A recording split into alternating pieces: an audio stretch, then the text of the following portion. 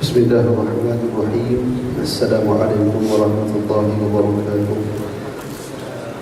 Alhamdulillah, alhamdulillahil barril jawad, allazi jalla ni'amuhu 'anil ihsani bil a'dad, al-mani bil lutfi wal irshad, al-hadi ila sabilir rasyad, al-muwaffiq lil tafaqquhi fi din man latafa bihi wa ikhtarahu min al-'ibad.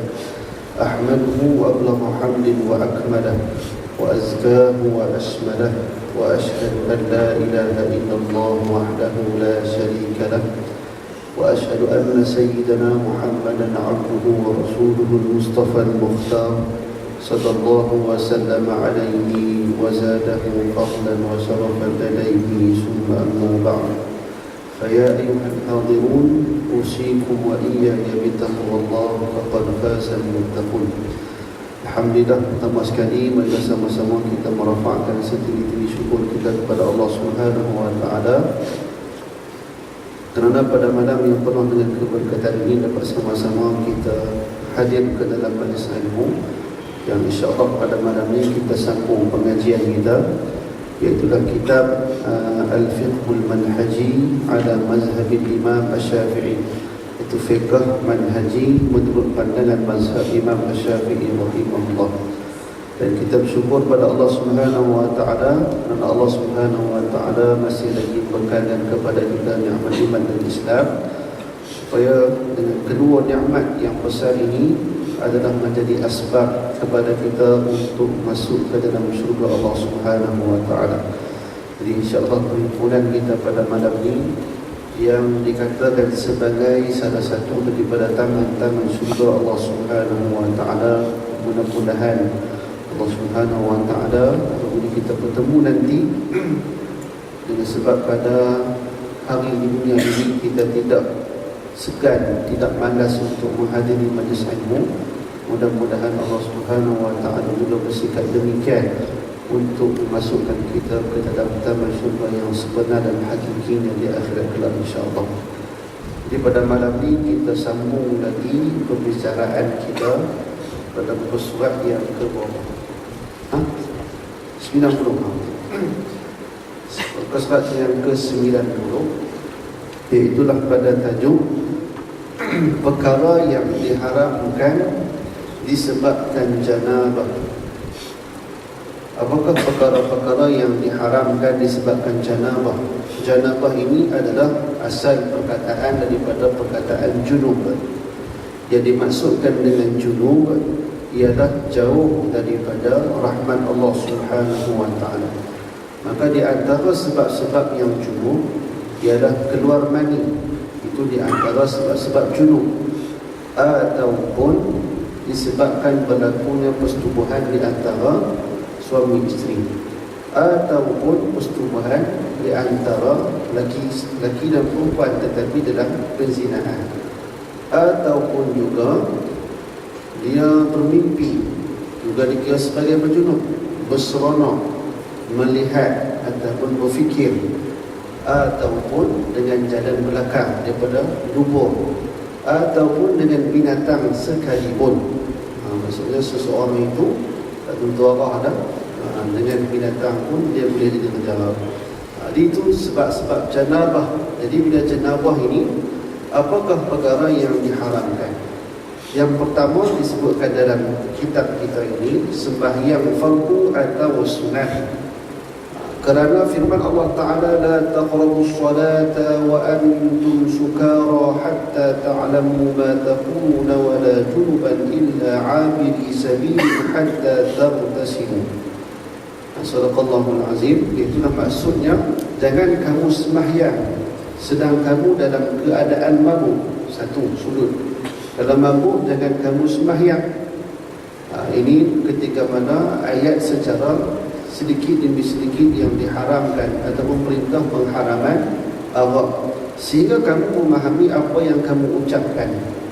Jangan pula menghampiri masjid sedang kamu dalam keadaan junub, kecuali sekadar melaluinya saja, iaitulah kita berjalan sahaja, tidak duduk tetap di dalam masjid boleh. Contoh kalau mereka yang junub keluar mani, ataupun mereka ni yang keluar haid dan sebagainya, tak boleh lalu dan duduk. Sama ada dia ni pakai alat untuk menghalang keluar haid sekalipun. Ini kena ambil perhatian bagi muslimat.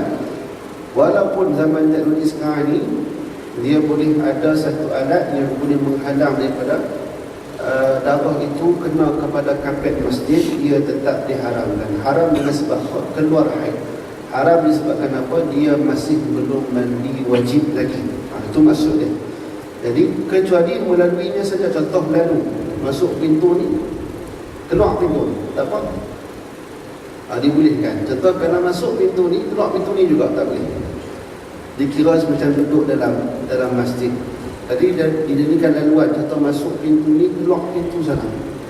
Yang penting bukan pintu yang sama, maka dia dikira sebagai melaluinya saja dibolehkan. Sehingga kamu mandi, ini syarat dia. Maksudnya kalau kamu mandi, barulah dibolehkan untuk sembahyang dan buat perkara-perkara yang seumpama dengan sembahyang, yang mewajibkan kepadanya untuk mengambil air sembahyang. Contohnya tawaf, kena ada air sembahyang. Contohnya membaca Al-Quran, kena ada air sembahyang. Itu di antaranya. Jadi dalam ayat ini jelas kepada kita. Bukan kita nak cerita berkenaan dengan mabuk tadi. Mabuk, ayat pun haramannya secara total adalah innamal khamru wal maisir wal azlamu rijsun min amali syaitan. Dan sesungguhnya tenung nasib, sesungguhnya minum arak, berjudi, semua itu adalah perbuatan syaitan, haram. Itu secara total. Kalau ayat ini turun, waktu itu para sahabat radhiyallahu ta'ala anhum ajma'in, mereka masih lagi minum arak. Sayyidina Umar minum arak lagi waktu itu. Nak semayang, bila turun ayat ni, la taqrabus shalah wa antum sukara. Jangan kamu menghampiri sembahyang ketika mana kamu sedang mabuk. Kalau kamu tak sembahyang, boleh kamu nak mabuk. Ini hikmah penurunan ayat Quran secara mudarrajah ataupun secara tadriji, secara peringkat demi peringkat. Dulu kalau bangsa Arab dahulu minum air arak ni macam minum air kopi. Dia jadi darah daging. Dan persembahan mereka, contohnya upacara sembahan mereka ada kaitannya dengan arak. Jadi Nabi SAW diutuskan kepada umat manusia, maka memahami keadaan manusia bukan secara drastik terus melarangkan dan mengharamkan, tetapi dengan cara peringkat demi peringkat. Baik, tak apa.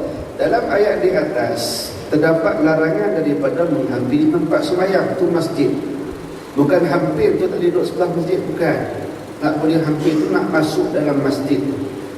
Disebabkan janabah, iaitu junub, oleh itu melarang daripada menunaikan sembahyang disebabkan junub adalah lebih aula dan utama.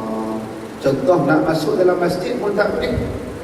Bukan suruh sembahyang ni, nak masuk dalam masjid tempat yang mulia pun tak boleh. Malahan nak sembahyang lebih dah tak boleh. Itu yang dimaksudkan dengan ayat Al-Quran yang kita kena faham. Jangan kita faham, kita sebut wala junuban, jangan kita nak menghampiri masjid pun tak boleh, tapi sembahyang boleh. Sebab tak sebut dalam Quran. Yang ni jenis puak yang salah. Maksudnya dia faham sudut zahir ayat saja. Jangan kita kata dia tak bagi dalam Quran ni sembahyang, bukan Quran boleh. Ini orang yang berfahaman satu hadar saja, yang tidak mengambil sudut kiasan, yang tidak mengambil sudut hukum yang lain hadis, dan tidak mengambil hukum yang lain sudut ijma' ulama kita. Jadi bila nak hampirkan sembahyang, nak hampir untuk tempat sembahyang pun tak boleh, maka lebih lagi dah untuk kita nak sembahyang. Jadi zaman sekarang ni, contoh lah kan, bila kita haid, bukan kita lah haid, muslimatnya haid, muslimatnya haid. Jadi bila muslimat haid ni, selalu bila main musim raya Cina, musim kenduri, kadang-kadang bila akad nikah dalam masjid. Bila akad nikah dalam masjid, kita bertanggungjawab. Sebab yang main dalam masjid tu confirm dah ramai makcik-makcik, kakak-kakak, sepupu, sepepat semua ni yang main untuk menghadiri akad nikah kita. Jadi ketika itu sudah pasti ada antara salah seorang mereka ni confirm yang akan ada haid. Takkan dia nak mengaku saya ada haid. Contoh kalau orang yang haid itu bukan main tanda-tanda apa. Contoh bila haid muka biru, tak ada. Dia tak ada tanda. Okey, hang haid duduk luar dan sebagainya. Tak boleh, tak ada. Jadi tanda-tanda tersebut tak ada. Menyebabkan mereka nak tengok majlis perkahwinan itu juga. Dan mereka masuk juga ke dalam masjid. Siapa yang tanggung? Yang menganjurkan majlis itu. Jadi kita kena hati-hati. Bukan maksud tak bagi buat masjid. Boleh buat masjid. Tapi kalau buat masjid tak jaga adab takbir, tak payah. Main masjid hanya tujuan perkahwinan saja. Tak ada perkahwinan, tak main masjid. Main masjid tapi tak buat sunat tajam masjid. Make up tebal, nak ambil sembahyang kita takut lumpuh make up. Lepas dalam kita tu kita tentu dengan kali lah. Patai yang sembahyang. Memang niat ni bagus nak ambil sembahyang. Lepas nak ambil sembahyang, nak sembahyang dekat masjid. Tapi bila main masjid tak ada buat sunat tajam masjid. Walaupun benda tu sunat, tapi itu adalah penghormatan pada masjid. Dan lebih malang lagi kalau ada di kalangan mereka yang usul masuk dalam keadaan yang tidak muta'arat sempurna dan keadaan yang sempurna, itu lebih malang lagi. Kita asal nak buat majlis yang ada keberkatan, tetapi tidak ada keberkatan disebabkan ada perkara-perkara yang haram dalam majlis tersebut. Jadi kalau murid kalau nak buat juga tempat yang besar, buat dalam surau. Surau tidak ada pandangan yang kena kata mesti ada yang sembahyang dan sebagainya, mesti tidak ada haid dan sebagainya, boleh masuk. Ataupun buat dalam dewan orang ramai pun boleh, tak masalah. Kalau dah tak cerita buat kat rumah. Jadi ini adalah tanggungjawab kita bersama. Kalau ada orang yang dapat di masjid, perlu pastikan dan perlu amanah orang perempuan yang haid perlu di luar, tak apa lah. Sebab benda tu betul secara betulnya adalah haram. Imam Muslim hadis yang ke-224 dan lainnya meriwayatkan daripada Ibnu Umar radhiyallahu taala anhuma, katanya aku telah mendengar Rasulullah sallallahu alaihi wa alihi wa sahbihi wa baraka wasallam bersabda, la tuqbalu shalah bi ghairi tuhurin, tidak diterima sembahyang dengan tidak bersuci. Maksudnya ini menunjukkan bahawa salah satu daripada perkara yang diharamkan ketika mana junub adalah sembahyang. Tak sah sembahyang kalau seseorang itu dalam keadaan berjunub. Bersuci itu meliputi suci daripada hadas dan junub. Ini menunjukkan bahawa haram mendirikan sembahyang disebabkan oleh keduanya. Iaitulah yang pertama hadas yang kecil, hadas yang besar. Hadas kecil pun kencing dan buang yang besar. Tapi kalau tak basuh, haram sembahyang. La tuqbalu shalah. Bahkan kalau dia tahu dengan dia sembahyang tu tak sah, tapi saja nak sembahyang juga, maka dia dikira segala sebagai mempersendakan agama, berdosa besar. Dan yang kedua adalah hadas yang besar, iaitulah junub yang kita bincang, yang bab yang pertama. Kemudian yang kedua, tinggal dan duduk dalam masjid. Ini tinggal dan duduk dalam masjid. Adapun melintasinya dengan tidak tinggal atau berulang-alik di dalamnya adalah tidak haram. Maksud tidak tinggal, jadi dia masuk, dia duduk sekejap. Bukan masuk duduk, masuk berdiri, duduk buka buku apa, baca dalam masjid. Itu duduk juga, walaupun dia duduk tengah berdiri. Kita kata tak dia duduk orang, saya akan duduk, saya duduk berdiri. Jawab lebih. Ini jadi orang pandai cakap. Duduk lama tak boleh lah. Yang penting jalan. Contoh nak pergi ke rumah dia, ke mana pun kena lalu masjid. Dia kena parking kereta belah ni, rumah dia belah ni, memang tak jalan lah. Ke mana pun kena lalu ke masjid. Kalau macam tu tak apa. Tapi tak ada lah setakat zaman ni, memang tak ada lah yang berlaku macam tu. Yang tu kira boleh pun nama kampung masjid tu. Sebab apa? Rumah dia ke mana pun kena lalu ke masjid. Baik, tak apa lah. Kemudian yang seterusnya, dia kata tak boleh ulang alik. Masuk ulang alik, masuk balik, keluar dari pintu yang sama. Itu ulang alik. Yang tu pun tak boleh. Kalau lalu pintu lain, keluar pintu lain, itu dibolehkan oleh syarak. Firman Allah Ta'ala yang bermaksud dan tidak dalam keadaan junub kecuali melaluinya saja. Iaitulah ayat yang kita firmankan tadi, yang kita bacakan tadi dalam surah An-Nisa ayat yang ke-43. Maksudnya, jangan kamu menghampiri masjid dan tempatnya, iaitu masjid, Dan jangan kamu menghampiri sembahyang. Jangan kamu sembahyang dan tempatnya tempat sembahyang, iaitulah masjid, jika kamu dalam keadaan berjunub, melainkan laluan yang dekat dan melintasi. Yang tu saja boleh. Maksudnya kita lalu ataupun kita melintas sahaja, tidak menjadi kesalahan. Sabda Rasulullah sallallahu alaihi wasallam, la uhillul masjida li haidin wala li junubin. Kata Rasulullah sallallahu alaihi wasallam, aku tidak menghalalkan masjid bagi perempuan yang haid dan bagi orang yang berjunub. Iaitulah riwayat daripada Abu Dawud, hadis yang ke-232. Jadi ini menunjukkan bahawa larangan keras daripada Rasulullah SAW haram bagi mereka yang haid dan mereka yang berjunub untuk masuk ke dalam masjid. Dah tu Ustaz, kalau kami nak pergi juga kenduri kahwin ni, nak pergi kat nikah ni macam mana? Kalau macam tu, cadangan saya, lalu saja dalam masjid. Lalu sampai habis. Macam tu, boleh tak lalu? Kita buang tebiak kan, lalu sini pula. Jadi tak payah buat lagu tu dah. Tak semestinya tak ada kita idea kat nikah. Padahal orang kahwin tu kata tak ada apa lagi tak boleh. Ramai-ramai dia ketak. Kita ketak apa pun biasa saja. Baiklah.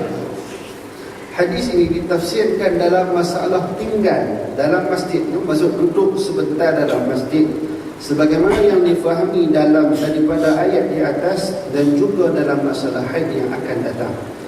Baik itu perkara yang kedua, tinggal ataupun duduk dalam masjid. Maksud tinggal ni duduk tak lama dalam ataupun parti tak boleh. Duduk pun lagi tak boleh lah di sisi syarak. Yang ketiga, tak bolehlah tawaf mengelilingi Kaabah. Maksudnya tawaf di antara salah satu rukun haji dan rukun umrah, sama ada fardu ataupun sunat. Ini kerana tawaf sama kedudukannya dengan sembahyang. Oleh itu ia disyaratkan bersuci sembahyang sebagaimana sembahyang. Jadi tawaf ni sebiji macam sembahyang. Maksudnya tak boleh makan, tak boleh minum, tak boleh sembang. Boleh nak sembang, boleh nak makan, boleh nak minum, tawaf, tapi jangan melampaui. Kalau sembang benda yang lama selain daripada perkara yang sepatutnya disembangkan, benda yang hajat, maka boleh batal tawaf tersebut. Makan, minum, contoh minum sambil jalan penat, minum air sikit, tak ada masalah. Tapi kalau konti hampak pun nasi berani, nasi ganda, itu batal. Itu tak boleh. Maksudnya, tapi tak ada lah buat lagu tu, pergi muka bawa nasi ganda, nasi berani ke, nasi mandi ke, ke tawar tu lampak, hampak dulu makan. Itu batal kan tawaf. Tapi kalau makan sikit, kolom coklat contohnya, itu tak ada masalah, boleh. Tapi mesti ada ayat sembahyang. Tawaf ni satu ibadah yang cukup hebat. Ini kebetulan Isa Nabi Ibrahim, itu yang sonok cerita. Tawaf ni adalah satu ibadah yang cukup hebat, disebabkan dengan tawaf ni hati jadi tenang. Maksudnya hati tu dia jadi tengok Kaabah pun tenang. Siapa yang kali pertama kalau pergi ke Haram, tengok Kaabah walaupun kotak yang biasa atau batu yang biasa, tidak ada apa-apa makhluk macam kita juga, tapi bila melihat Kaabah itu, hati akan menjadi tenang dan mampu menitiskan air mata. Bila kita tawaf tu, zikirlah apa yang dizikirkan. Yang warid, Rabbana atina fid dunya hasanah wa fil akhirati hasanah wa qina adzabannar. Ataupun sambil-sambil boleh baca Al-Quran, ataupun sambil-sambil pegang tasbih, zikirlah apa. Sebabkan tawaf itu kita sambil berdoa, dan keadaan kita ketika itu Masya Allah tabarakallah begitu kerdil di hadapan Allah Subhanahu Wa Taala, dan ramai pula yang ada dalam kawasan masjid. Dan ibadah umrah, ibadah haji ni seolah-olah nak memperlekehkan manusia, nak memperkecilkan manusia. Jalan, kemudian pakai baju tak boleh ada benang, tak boleh pakainya berjahit, kemudian pergi sa'i. Sa'i ni saat kena lari, anak mati pula. Saya patah balik lari, anak pula. Saya 7 batu dan sebagainya. Satu perbuatan yang nak memperkecilkan, nak memperendahkan manusia di hadapan Allah Subhanahu Wa Taala.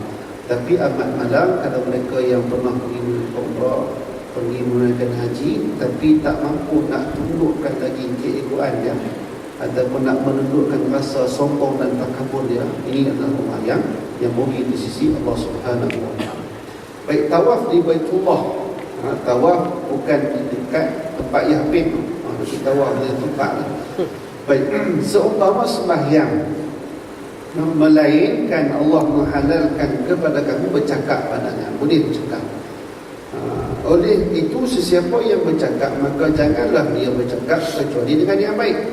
Bawa bercakap benda yang lari tujuan, juga batal tawaf tersebut. Al-Hakim juzuk yang pertama, hadis yang ke-459, dan dia berkata sanadnya sahih.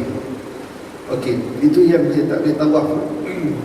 Jadi siapa yang pergi buat haji dan buat umrah, dia haid ataupun junub, maka dia tak boleh tawaf, tidak boleh tawaf.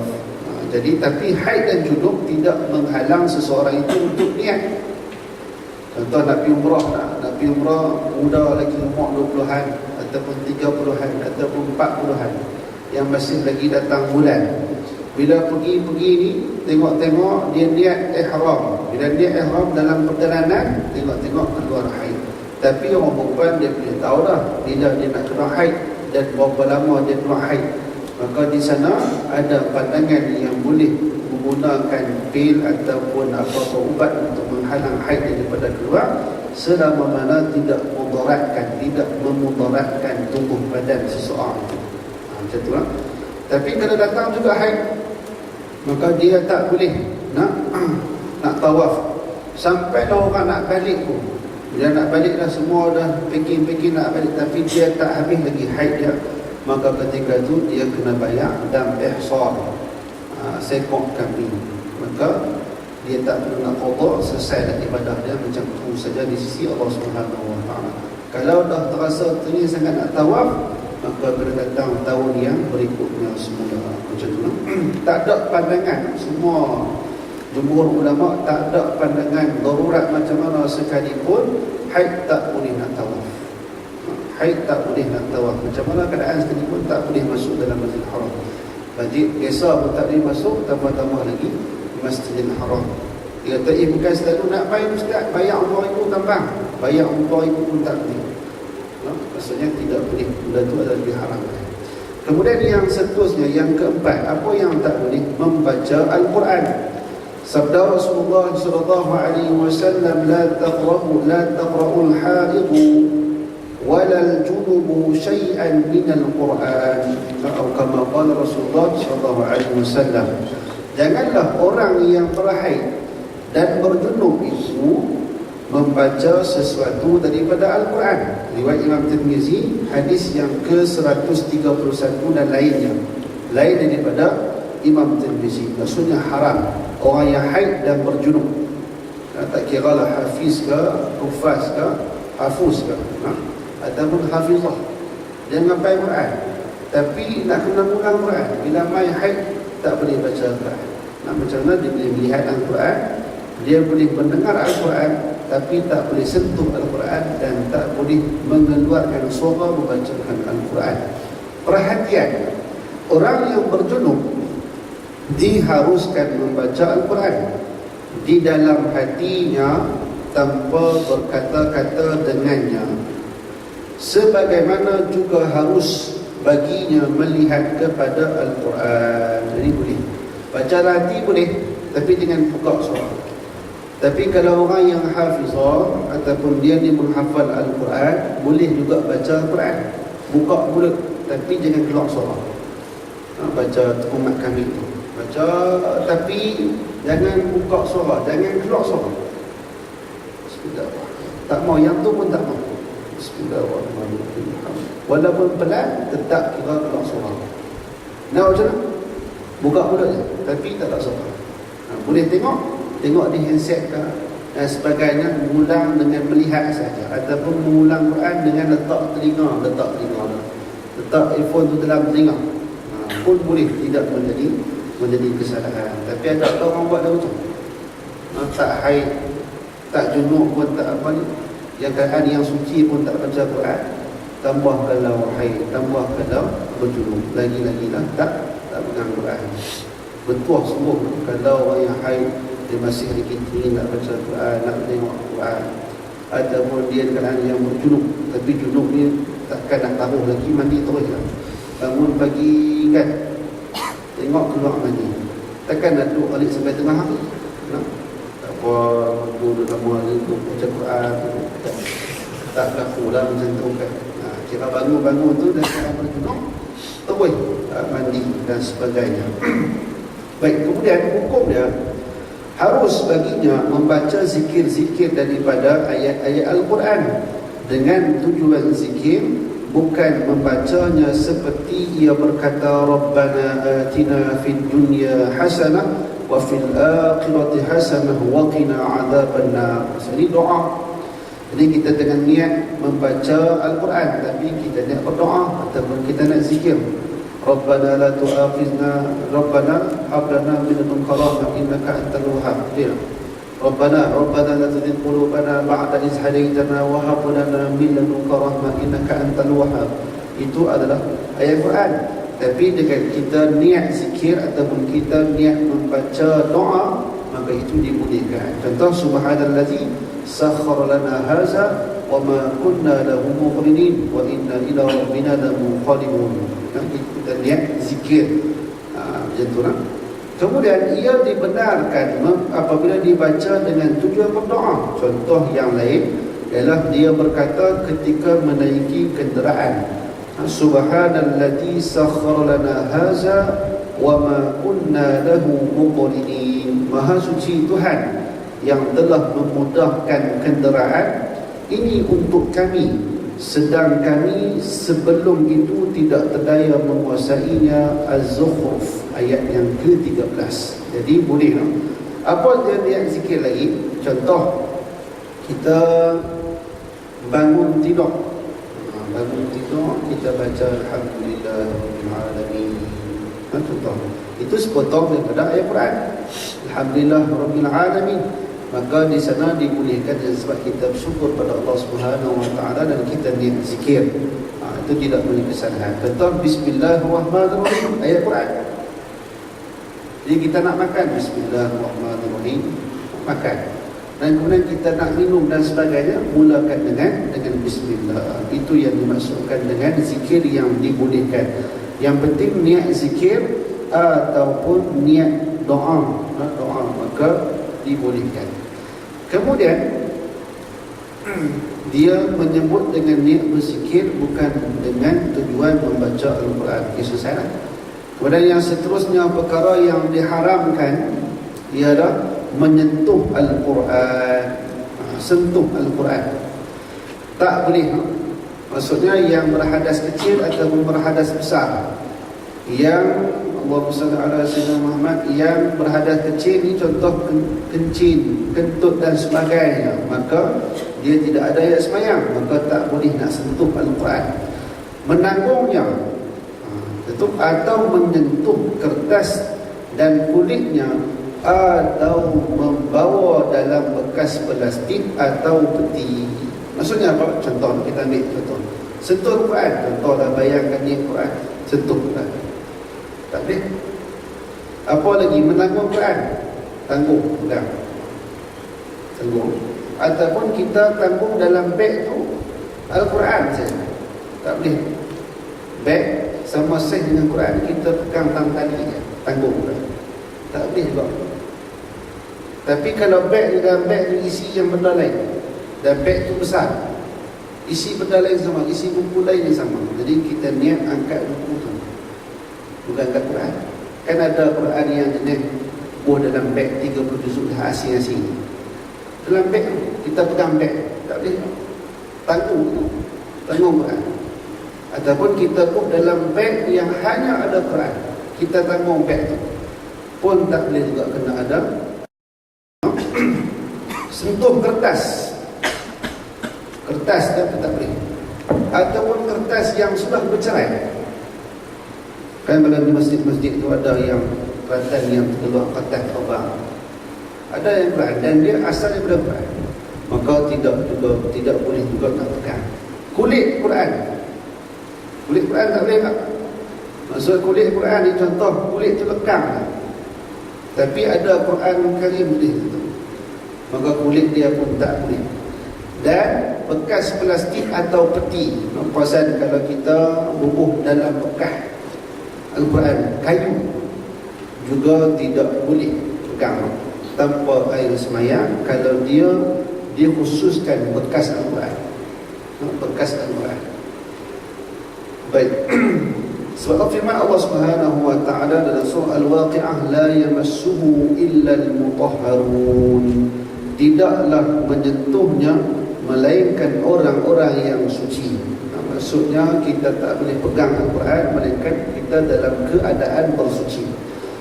Contoh dalam bab tadi, kita pegang Al-Quran, serpihan Al-Quran, contoh kertas yang telah kelai, juga tidak boleh tanpa ismiyah. Tapi tujuan nak selamatkan, contoh ayat Quran tu terjatuh dalam longkang ataupun terjatuh ke tempat-tempat yang hina, maka kita boleh ambil dan letakkan tempat yang sesuai dengan dia, takat tu. Jadi tak boleh kita nak sentuh tanpa ada air sembahyang. Kemudian sabda Rasulullah SAW, tidaklah menyentuh Al-Quran melainkan orang yang suci.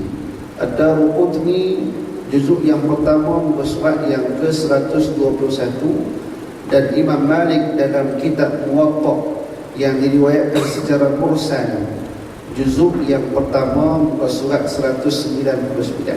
Ini adalah hadis. Kemudian perhatian, harus bagi orang yang berjunub membawa Al-Quran apabila ia dibawa bersama dengan barang-barang atau pakaian dan tidak berniat membawa Al-Quran tersebut semata-mata. Faham? Maksudnya kalau kita yang berjunub boleh bawa Quran, ataupun bukan berjunub, kita yang tak ada ayat sembahyang, senang selalu yang tak ada ayat sembahyang boleh bawa Al-Quran, melainkan dalam beg tersebut, dalam bekas tersebut, apa yang kita tanggung tu bukan Al-Quran semata-mata, bukan Al-Quran semata-mata. Bahkan dia membawanya adalah ekoran daripada barang-barang dan pakaian yang dibawa. Maksud benda tu lebih besar daripada Quran, baju lebih berat daripada Quran. Apa? Contoh kita di Mekah, so di Mekah beli Quran, kau pesan Quran, di dalam beg kargo tu kita bawa Quran tu. Kalau tak ada sembahyang, contoh kita confirm dah nak pas turun pas tak kena pun terbang, turun kapal terbang, confirm tak ada sembahyang, tapi kita heret tu ialah sekali dengan baju, sekali dengan apa semua yang barang-barang kurma apa semua sekali, maka itu dibolehkan. Tapi beg besar bawa Quran tak boleh. Sebab apa? Kena ada sembahyang. Itu kena hati-hati. Ini adalah adab kita dengan Al-Quran. Tapi ini adalah mazhab Imam Syafi'i rahimahullah. Kalau mazhab Imam Hanafi, saya tak ada masalah, boleh pegang Al-Quran. Namun yang tak bolehnya menyentuh Al-Quran, sentuh ayat Quran. Contoh Alhamdulillahirabbil alamin, kita sentuh atas ayat tu, itu tak boleh. Tak pegang boleh, tapi tak sentuh Al-Quran tak boleh. Sebab dimuliakan oleh Allah Subhanahu wa taala. Yang berhujah lagi besar, maksudnya kita ni boleh membaca Al-Quran ketika mana tidak ada ayat sembahyang, tapi junub tak boleh lah. Maksud kalau ayat apa ni, ayat besar, hadas besar, tak boleh baca Quran. Mereka kena mandi tu boleh baca Quran. Tapi kalau hadas kecil, contoh duduk tengah ada ayat sembahyang, dia baca Quran, boleh tak? Boleh. Kentut, kemudian dia nak terus baca ayat sembahyang, nak terus baca Quran, boleh tak? Boleh. Tak menjadi kesalahan, no? Tapi tak boleh pegang Quran, itu saja. Cuma makruh kalau sambil-sambil kentut baca Quran, itu makruh. Duk kentut pun Alhamdulillah Rabbil Alamin, sambil kentut baca Quran tadi. Nak kentut, berhenti dulu Quran, kentut puas-puas tu, betul baru sambung balik. Yang tu boleh tu. Soal ni sebut oleh Dr. Ali Jumaah dalam kitab fatwa dia, ketika mana kita sedang kentut, tak boleh baca Quran. Dan Al-Quran ni pula, penghormatan yang diberikan pada Al-Quran bukan dibuat untuk buaya tidur. Al-Quran ini untuk didengar. Wa iza quri'al Qur'an fastami'u lahu wa ansitu la'allakum turhamun. Dan apabila dibacakan Al-Quran kepada kamu, hendaklah kamu dengar dan diam, mendapat manfaat daripada Al-Quran tersebut. Kita takut nak tidur hostel seorang-seorang, takut jepon ke main, toyol ke main, kita pasang Quran buat tidur. Al-Quran duk baca seorang-seorang ni, kita tak dengar, tak boleh. Tak boleh. Sebab tu isu di Pulau Pinang jadi mufti, tak silap mufti Pinang kata tak boleh baca bagi buka Al-Quran waktu subuh. Dia pada faham kata mufti tak bagi faham, tak bagi buka Al-Quran. Bukan maksud tu begitu. Mufti tu faham betul. Al-Quran untuk didengar. Contoh kita bawa kereta kan, kawan tu baru nak bagus ni, pasang Quran dalam kereta, bagus tak apa, tak ada masalah. Tapi duk menyembang, baik buka dia duit era. Tidak. Nak buka Quran sengak, semua dalam kereta tu kena sengak. Kena dengar apa yang dibaca. Kalau mulut pun nak buka, Quran pun nak buka, baik tutup mulut hang ataupun tutup radio, tu je. Kalau nak biadab lagi, tutup mulut dia, plaster mulut dia, mungkin sengak kita dengar Quran. Kalau nak, maksudnya nak menjaga, tutup Al-Quran, kita sembang tak apa. Al-Quran untuk didengar walaupun tak faham.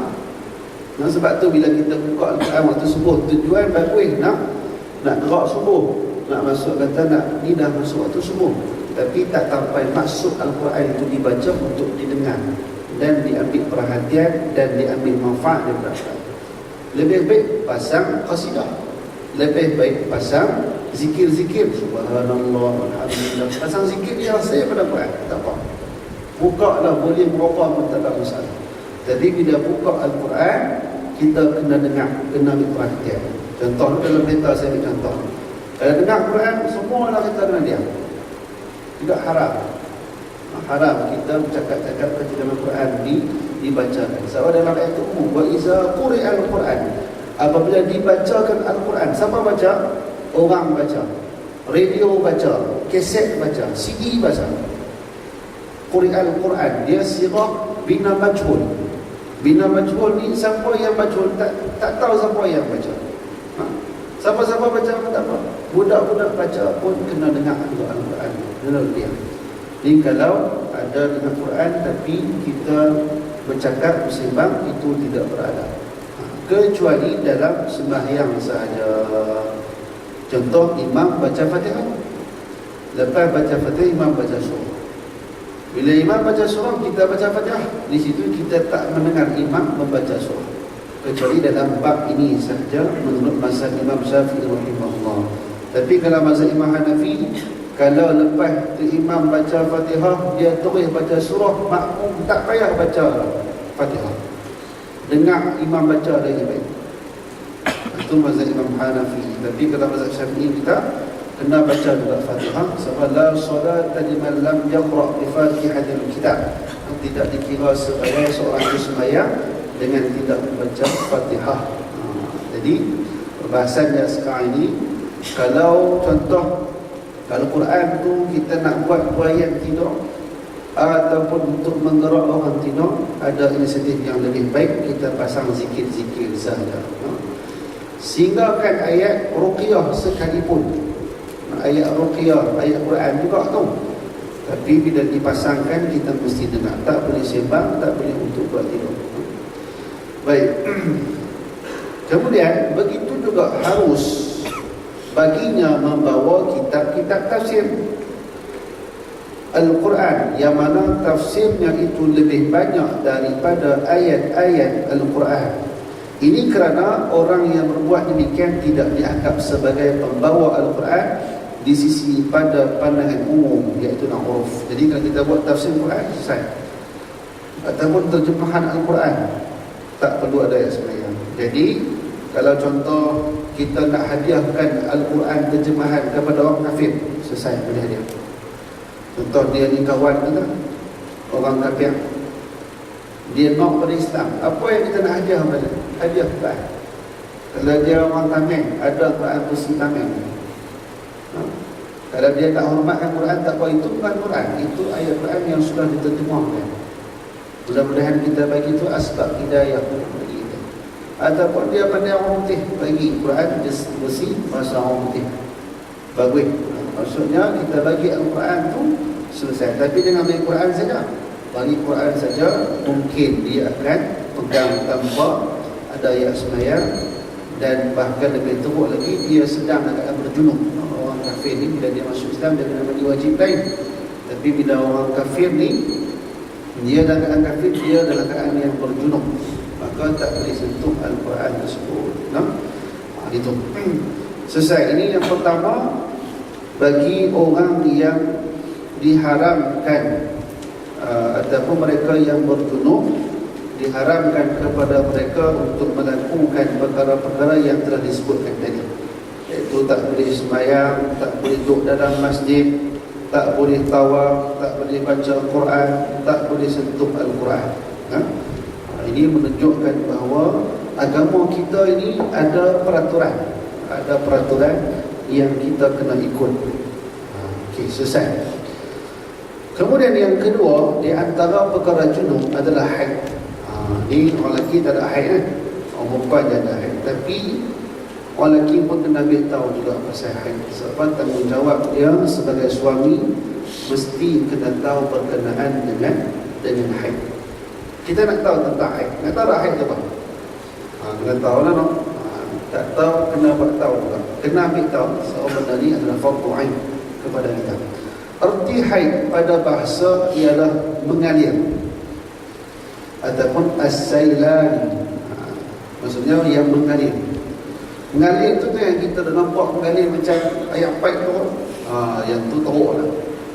Mengalir dalam keadaan yang semula jadi. Mengalir dalam keadaan yang ikut tertib dia dan dihimpun-himpunkan paling kurang haid ni sehari dan semalam. Sebanyak-banyak haid adalah 15 hari 15 malam. Tak apa kita bincang lepas tadi. Erti haid pada syarak ialah darah tabi'i, darah semula jadi yang disebabkan oleh sifat-sifat atau tabiat yang selamat, normal, yang keluar dari pangkal rahim perempuan selepas ia balik dengan cara yang betul dan pada waktu tertentu. Jadi waktu balik tanda orang keluar haid ni normal. Manusia ataupun perempuan yang keluar haid ni adalah manusia yang normal. Ada juga wanita yang tak keluar haid, itu Fatimah Az-Zahra, anak Nabi SAW, tak keluar haid. Adakah dia tak normal? Tak, sebab tu nama dia Az-Zahra. Dia suci, tidak ada darah kotor lagi. Perempuan ada keluar darah kotor tu maksudnya dia dalam keadaan yang tidak suci dan ada kotoran-kotoran dalam badannya. Jadi fitrah manusia ni macam tu bagi perempuan. Dah tu kita lelaki tak keluar darah kotor banyak. Nak buat macam mana nak buang darah kotor? Dibekam. Bekam buang darah kotor. Ataupun derma darah. Kan? Bukan nak pimpin derma darah. Maksudnya bangkit derma darah. Sebab dia akan bagi sel-sel baru darah yang baru. Jangan kedekut sangat. Duit tak larat nak bagi sedekah darah. Dapat pahala. Dapat pahala. Contoh bulan puasa, sedekah yang paling Allah dah bulan puasa. Tapi duit tak ada nak sedekah darah. Batal apa salah sedekah darah? Tak batal. Sedekah darah. Orang tanya sedekah apa bulan Ramadan? Aku sedekah darah. Boleh tak untuk manfaat, untuk masyarakat umum dan masalah ammah dengan kita sedekah darah kita, nyawa orang tersebut. Itu bentuk kebajikan yang kita boleh buat dan sihat pula untuk badan. Darah kita sebab apa jadi kotor? Sebab toksin banyak, satu. Kemudian toksin kita tak keluar daripada badan kita. Itu yang lemah, tak larat, badan, lena, pindah tidur. Balik rumah tidur ni, pindah tidur. Main kuliah, tidur ni. Jadi itu di antara punca-punca. Tapi bukan sebab darah tu yang toksin tu, sebab dia memang pasien tidur. Main kuliah, ibadat lena. Dengar khutbah, ibadat lena. Nasibik kita yang buat buntu tak lena. Buat buntu dia arwah waih. Baik. Itu secara tabi'i. Dan ada dengan cara yang betul. Maksudnya bukan dipaksa. Cara yang betul ni dia laluan dia dan waktu yang tertentu. Maksudnya ada waktu-waktu yang tertentu, tak boleh lebih daripada had dia, tak boleh kurang daripada had dia. Itu baru darah haid. Tak apa, kita bincang lagi berkenaan dengan darah haid. Dalil yang menjelaskan bahawa haid adalah antara sebab yang mewajibkan mandi ialah wa yas'alunaka 'anil mahid qul huwa adan fa'tazilun nisaa fil mahid wa la taqrabuhunna hatta yatahhurn fa idza tatahharna fa'tuhunna min haitsu amarakumullah. Mereka bertanya kepadamu tentang haid. Wahai Muhammad, mereka bertanya kepada kamu tentang haid. Katakanlah haid itu adalah kotoran. Oleh itu hendaklah kamu menjauhkan diri dari wanita, iaitulah bukan tak boleh sentuh dia, tak boleh menyetubuhinya ketika haid. Dan jangan kamu mendekati mereka sebelum mereka suci. Apabila mereka telah suci, maka campurilah mereka di tempat yang diperintah oleh Allah kepada kamu. Al-Baqarah. Ayat ni untuk mereka yang berkahwin saja. Macam tu. Ayat ini ceritanya kepada kita bahawa haid itu adalah larangan. Islam tu wa ja'alnakum ummatan wasata, pertengahan. Kalau umat Nasara, Yahudi yang pertama maknanya, kalau perempuan dia memang haid, tak boleh sentuh, tak boleh makan daripada masakan mereka pun tak boleh. Tentu kalau isteri dia masak, tak boleh makan. Isteri dia seorang boleh makan, dia kena pergi beli kat kedai sampai teratur. Kalau 15 hari main haid, 15 hari makan kedai, walaupun bini dia boleh masak. Ini orang Yahudi. Kalau orang Nasrani main haid dengan tak payah sumpah, boleh makan, boleh minum, boleh berjimak, semua selesai. Orang Nasrani mudah pula. Mai orang Islam wa ja'alnakum ummatan wasata, maksudnya bila perempuan kamu datang haid, tak boleh ditubuh.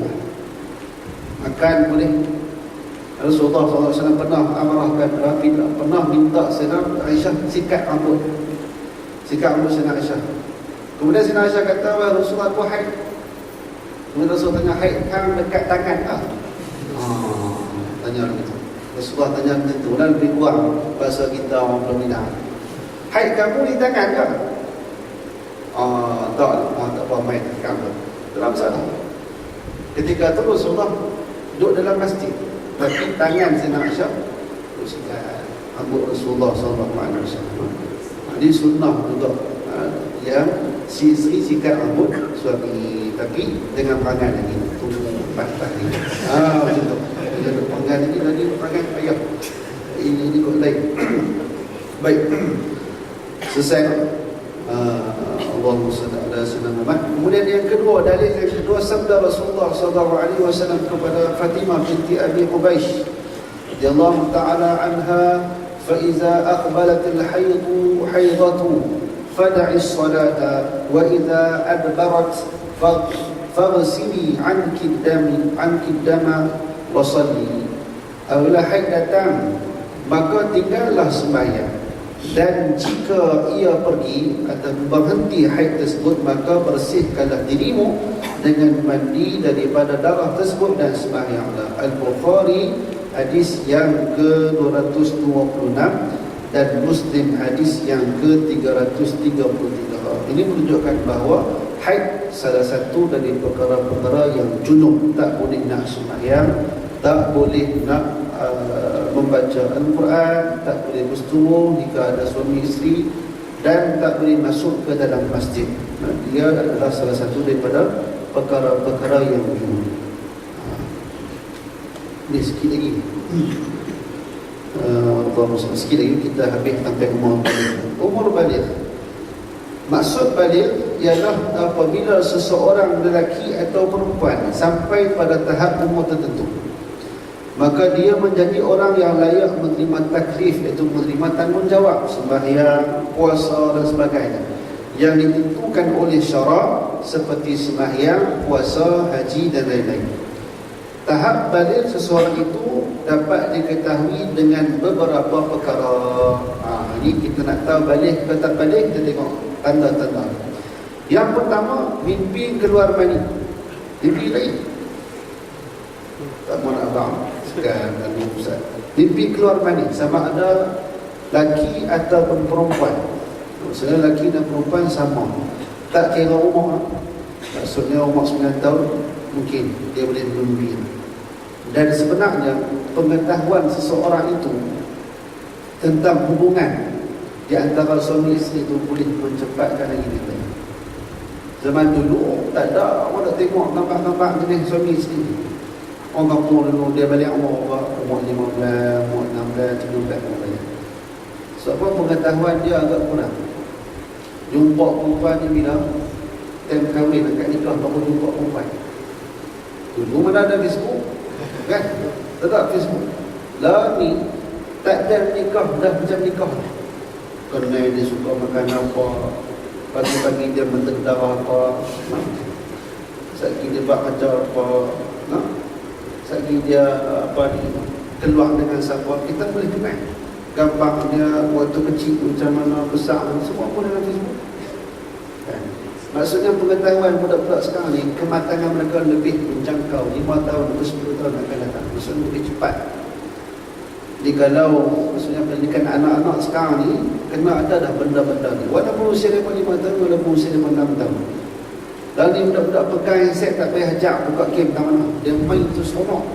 Game Angry Bird ke, game apa-apa. Dia main tu sampai orang tua pun hebat sungguh main dia. Sampai kita pun tak sampai level tu, dia sampai tu punya khusyuknya main. Jadi mimpi keluar mani ni berdasarkan kematangan seorang budak. Bukan maksud tak keluar mani itu tak makan tak. Maksudnya ada cara yang kedua, iaitulah bagi perempuan melihat darah haid. Ini khusus untuk perempuan. Laki darah haid. Kata Ustaz main bulan ke mana tak ada. Orang lelaki tak ada. Waktu yang menjadikan pada disebabkan mimpi atau keluar haid ialah apabila dia mencapai umur 9 tahun qamariyah menurut bulan Islam. Kelewatan atau tidak daripada umur tersebut adalah bergantung kepada keadaan sesebuah negeri dan suasana kehidupan. Tempat, suasana negeri ataupun suasana kehidupan. Kalau suasana kehidupan tu sekiranya dia mematangkannya, kalau dia boleh tengok gambar-gambar ataupun dia boleh cari video-video yang maksudnya di antara hubungan suami isteri dan sebagainya, maka benda itu mampu mematangkan dia lebih awal suasana. Sebab tu zaman kanak-kanak sekarang zaman tanpa sempadan, dan kita sebenarnya umur usia macam ni dah boleh tahu macam-macam. Yang orang tua-tua dulu ni sampai tak tahu. Tak tahu. Kalau orang dulu nikah, dia menikah bukan hari tu dia duduk sekali lah. Menikah saya kena 2-3 bulan lepas tu baru duduk sekali. Itu passion orang dulu menikah. Ataupun hari akad nikah tu barulah kenal gigi ada ke gigi tak ada ke, itu kira terima lah. Sambil tawakal ala Allah saja lah. Maksudnya zaman dahulu punya passion kahwin.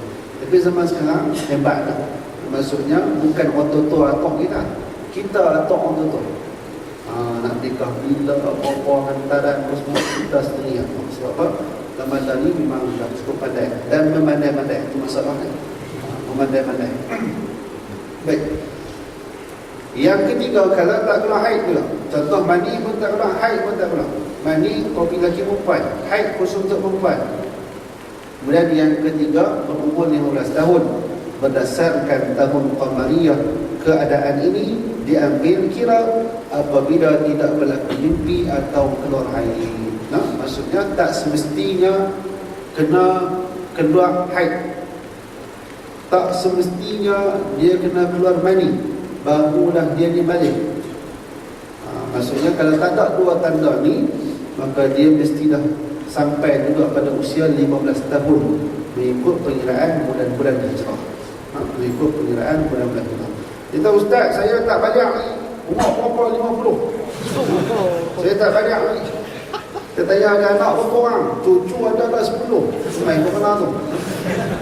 Kata saya tak mimpi pun Ustaz. Memanglah tak mimpi umur 50 tu kahwin umur lama dah. Kata bini 4 dah. Cucu 10. Tu main ke mana tu? Maksudnya dia kadang-kadang dia faham mesti balik kena mimpi. Itu salah. Kefahaman kita adalah kefahaman yang salah. Wallahu a'lam. Setakat dulu pada malam ini, sebab kita masuk bab haid agak panjang, sebab perbincangan haid agak detail. Jadi insyaAllah kita sambung pada 2 minggu selepas daripada ini. InsyaAllah minggu depan saya tak ada pergi menaikkan umrah. Kemudian minggu satu lagi lah, minggu kedua, InsyaAllah selesai minggu kedua kita berjumpa kembali untuk cerita tentang haid dan penelitian tentang haid. Jadi muslimat kena ramai sikit sebab nak cerita tentang haid. Dan saya nak faham perempuan sendiri benda tu adalah hukum. Dan sebenarnya kadang-kadang orang perempuan sendiri tak tahu kata benda tu adalah haid, dan tak tahu kadang-kadang benda itu adalah bukan haid. Dia sendiri pun tak tahu. Sebab wajib, bukan wajib, maksudnya mesti dan lazim bagi perempuan itu mengetahui berapa adat.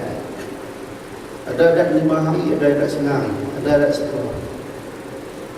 Jadi benda tu dia kadang-kadang jadi haid, dan jadi tambah istighfar berdasarkan perubahan warna saja. Ini warna hitam pekat, lepas 3 hari ni hijau, contoh kan. Tapi masih lagi 15 hari ni dia mungkin makan zayang banyak, jadi hijau. Maksudnya adakah itu darah haid atau tidak? Kalau mana lagi adat, maka walaupun keluar darah lagi, itu bukan darah haid. Dia ada waktu masa menunggu. Contohnya dia adat dia 7 hari, tiba-tiba bulan tu dia makan apa tak, makan isi kandang lebih kot, panas, makan rempah banyak, panas sikit. Hari ke-8 keluar darah sama, tak berubah langsung. 7 yang 7 sebelum dengan 7 selepas. Hari ke-8 darah hitam pekat juga. Adakah waktu itu sudah wajib kepada dia untuk pergi? Dia kena tunggu 7 keluar, 8 keluar, 9, 10, 11, 12, 13, 14, 15, 16 keluar juga. Sesuai 16 dah habis waktu yang paling panjang. Dia sudah suci sebenarnya pada hari yang ke-7 adat dia. Ini pedih masalah haid. Pedih tu sebab kita tengah nak bayang tau. Itu yang pedih. Betul tak? Tadi nak bayang macam mana hitam pekat je mana apa. Saya kata hijau. Uish, lagi tak dia bayang. Tak apa hijau. Jadi tadi nak bayang macam mana. Jadi benda tersebut insyaAllah kita bahaskan pada 2 minggu yang akan datang lagi. Jadi kena tahu semua, kena tahu. Muslim dan muslimat semua. Ada soalan katanya? Okey, soalan Ustaz, boleh ke saya menggunakan konsep khuf kalau saya pakai sneakers Reebok saya? Apa tu? Kasut sport no? Sneakers saya macam sneakers yang biasa. Syukran. Sneakers ni dibuat apa? Kulit, plastik, apa dah? Kain. Kain. Kalau kain tak boleh, dia kena kulit. Kasut kulit tak apa. Tapi kalau kasut, orang masuk dalam masjid, orang tampak pun tak. Memang boleh sembahyang pakai kasut, tapi orang masuk kasut dalam masjid tak boleh lah. Tapi kasut boleh dibuat khuf. Sebab apa? Disebabkan dia tu. Tapi kalau lain pada kulit macam walaupun tak masuk ayat pun, kain, walaupun plastik, kayu, tak masuk lima konform, tak masuk ayat, tapi tak boleh disebabkan dia bukan kulit, dia bukan stocking kulit. Wallahualam. Baik, Assalamualaikum Ustaz. Waalaikumsalam warahmatullahi wabarakatuh.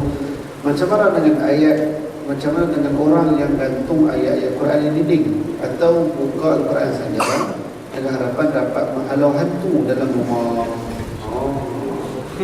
Adakah itu juga haram seperti yang fatwa Tuan Imam katakan? Baik. Buka Quran setan tak lalu. Setan tak lalu. Siapa kata buka Quran setan lagi? Tak. Kita baca Quran pun setan boleh ikut. Sebab yang baca pun lebih kurang panggil macam jin tak? Sebab setan boleh baca Quran, tapi setan takut pada orang yang beramal dengan Quran. Sayyidina Umar bukan dia ada ayat ruqyah apa, tapi dia lalu ni, dia punya angin dia pun setan tak malimi. Atau punya kemah dia Sayyidina Umar, bukan orang yang tak malimi kan? Angin dia lalu yang memecah udara tu.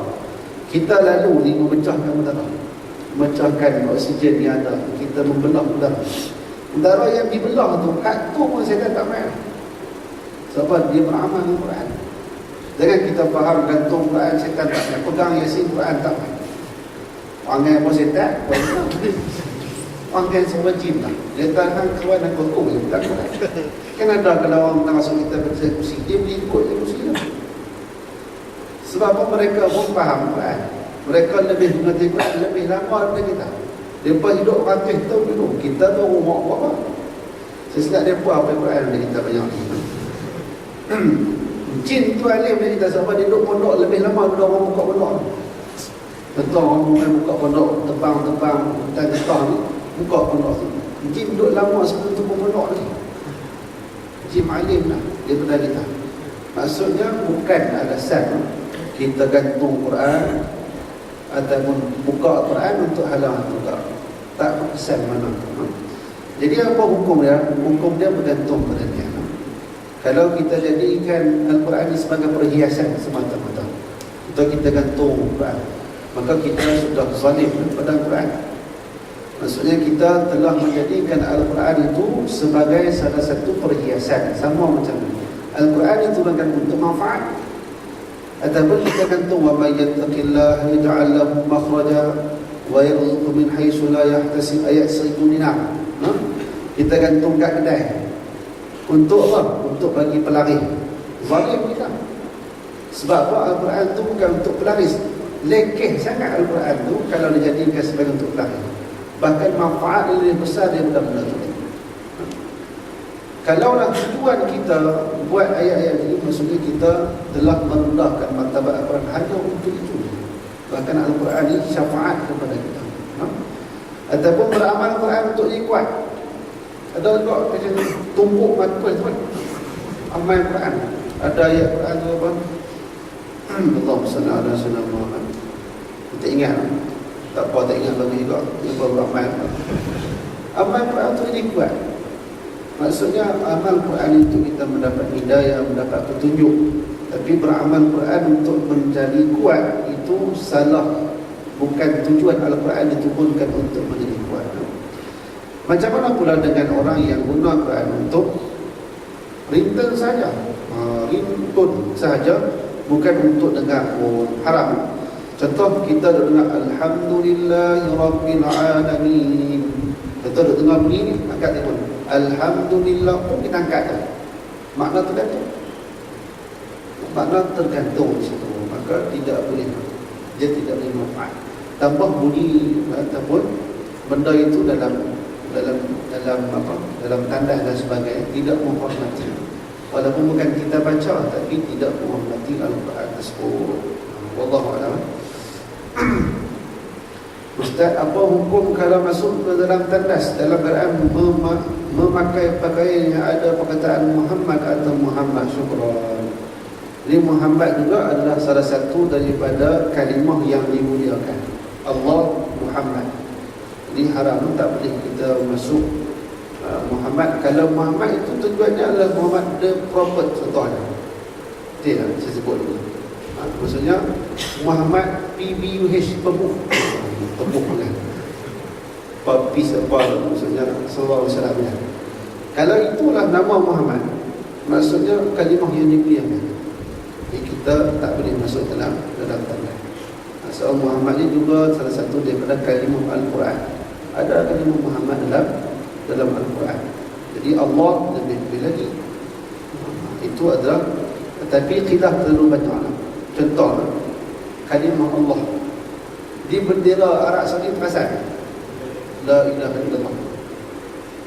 Perasan tak? Perasan. Dalam bola tu ada bola, ada bendera-bendera seluruh dunia. Ada bendera Arab Saudi. Dalam bendera Arab Saudi ada la ilaha illallah. Untuk sepak tunggu balik. Macam mana? Jadi maksudnya tidak menjaga adab. Bahkan itu salah satu daripada mungkin nak menghina nama Allah Subhanahu wa taala sendiri. Tapi itu yang ada khilaf bentuk tulisan saja. Dan makna itu adalah perkara yang makhluk dan boleh, tetapi lebih aslam, lebih baik kita menurut pandangan yang menjaga adab dan menjaga kehormatan kita, martabat kalimah Allah tersebut. Wallahu a'lam. Ada lagi soalan dia? Bismillah. Kali ini memang tak banyak soalan. Sebelum ni cengkah.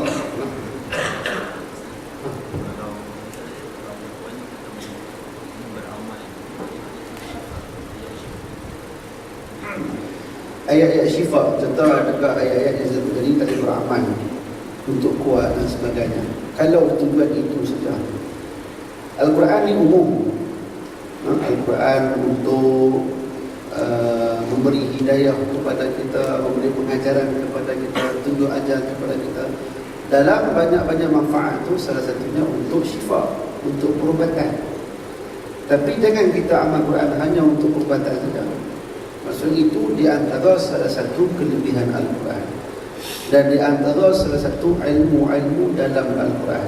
Dia boleh kita nak beramal, tak ada masalah. Itu di antara salah satu manfaat yang kita boleh ambil di dalam Al-Quran. Tapi kalau tujuan itu saja kita belajar, saya tak katakan haram, tapi zalim lagi lah. Kita telah menekukkan, menskopkan, mengecilkan kelebihan Al-Quran yang begitu besar. Banyak manfaat lagi berbanding dengan hanya dibuatkan untuk perubatan Islam sahaja. Bahkan lebih daripada itu lagi, Al-Quran boleh manfaatkan dalam kehidupan kita. Wallahu a'lam. Assalamualaikum Ustaz. Waalaikumsalam warahmatullahi wabarakatuh. Mohon pandangan bacaan Assalamualaikum. Assalamualaikum Ustaz. Assalamualaikum. Mohon pandangan bacaan tahiyat akhir. Assalamualaikum dan Assalamu ala Nabi. Mohon pandangan bacaan. Adakah Assalamu ala Nabi? Tak. Dia warid dalam hadis Assalamu alayka ayyuhan Nabi wa rahmatullahi wa barakatuh. Assalamu alayna wa ala ibadillahi salihin. Jadi Nabi sendiri yang membuatkan perkataan ini. Assalamu alayka. Ka ni khitab al-mukhatab, maksudnya secara berdepan. Assalamu alayka, assalamu alaikum. Salah sejahtera ke atas kamu di atas yang depan. Maksudnya bila kita khitab begitu, menunjukkan bahawa bila kita bagi salam, Nabi SAW dengar salam kita.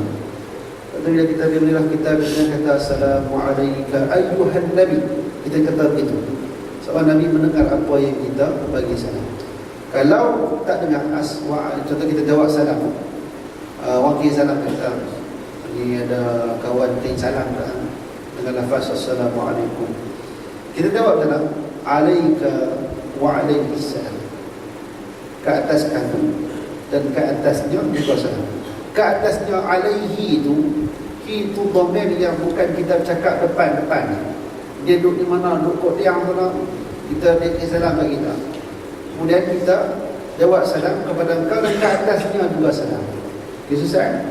Tapi berbeza dengan Rasulullah Assalamualaikum, ke atas kalau engkau, atas pada engkau ayyuhan Nabi wa rahmatullahi wa barakatuh. Assalamualaikum wa ala ibadillahi salihin. Itu adalah warid daripada Rasulullah sallallahu alaihi wasallam sendiri. Wallahu a'lam.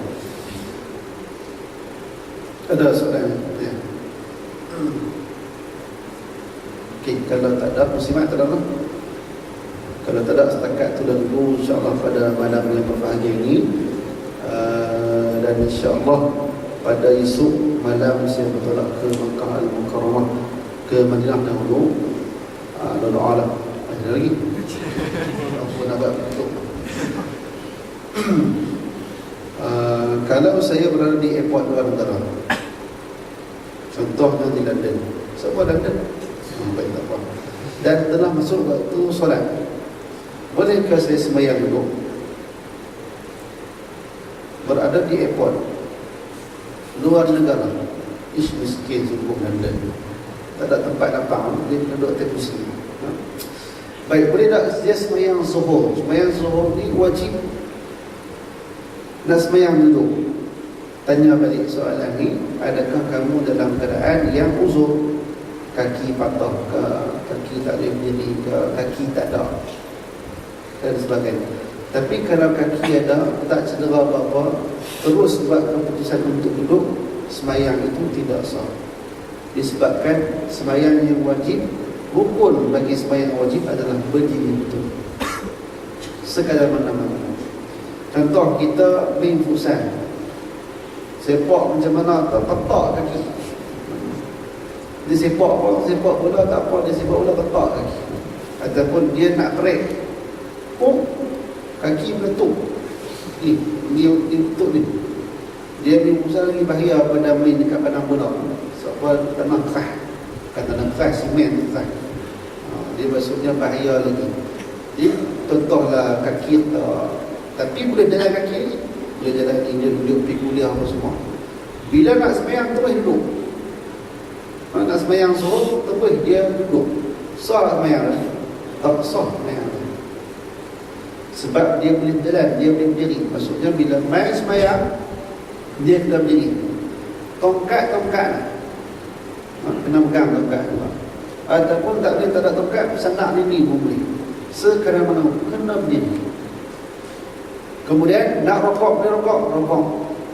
Nak sujud, contoh dia simen sampai ke paha, contoh tak boleh lipat lah. Waktu tu baru boleh duduk. Contoh macam saya sebut ni, saya berdiri. Okey, dia kaki ni simen sampai paha, memang tak boleh lipat lah.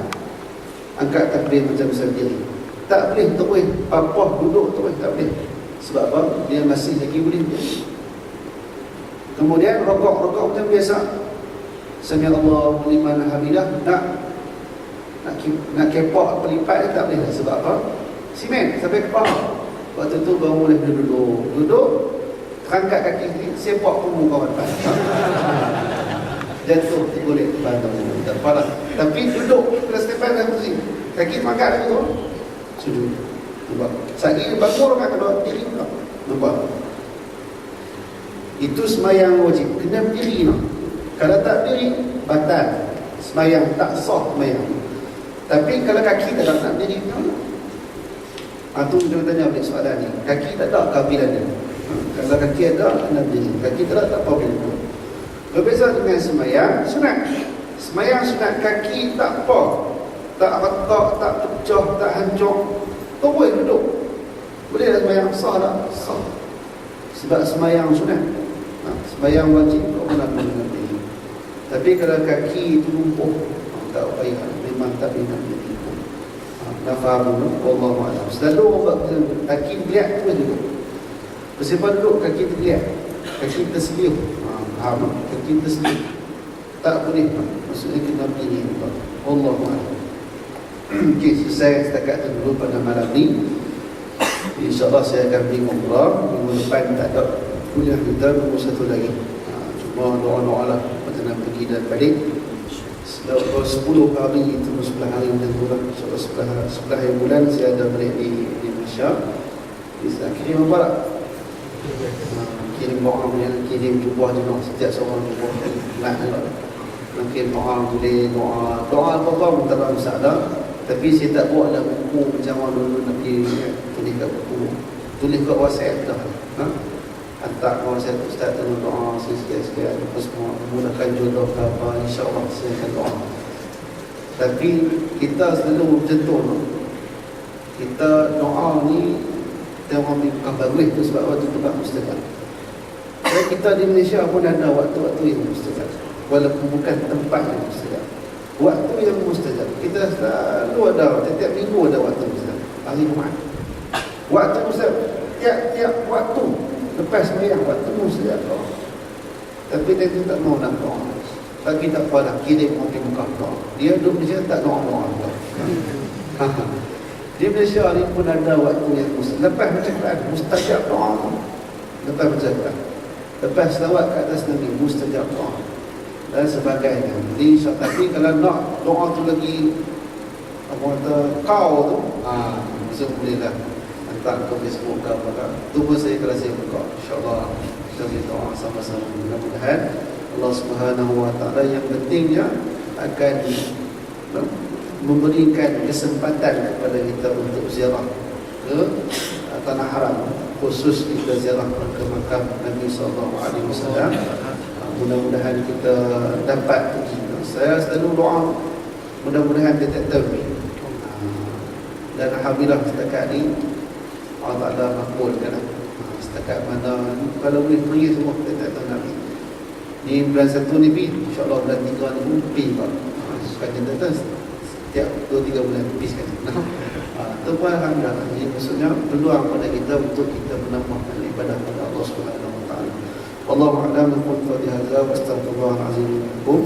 Assalamualaikum warahmatullahi wabarakatuh. Bismillahirrahmanirrahim. Alhamdulillahirabbil alamin. Wassalatu wassalamu ala Rasulillah wa ala alihi wa sahbihi wa man wala. Allahumma faqihna fid din wa 'allimna ta'wil. Allahumma hdi qaumana fa innahum la ya'lamun. اللهم اجعلنا من أهل شفاعة محمد صلى الله عليه وسلم. وربنا لا تزغ قلوبنا بعد إذ هديتنا وهب لنا من لدنك رحمة إنك أنت الوهاب. ربنا آتنا في الدنيا حسنة وفي الآخرة حسنة وقنا عذاب النار. وصلى الله على سيدنا محمد وعلى آله وصحبه وسلم. الحمد لله رب العالمين.